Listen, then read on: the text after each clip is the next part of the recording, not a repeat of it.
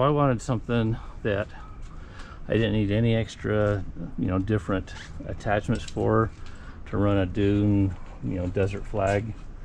But I wanted to be able to carry it with me and just have it in case I needed it. Bought some tent poles.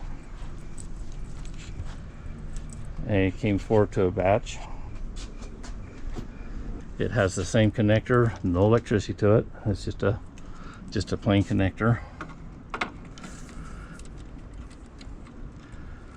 I'm trying to do it single-handedly. And so now I can just fold this up, and it should fit across in my box right there. And I can have my flags with me at any time I need it. Or I can put them behind the seat. I haven't decided yet where I'm going to put them. Haven't checked it out yet. But of course, this is totally experimental right now.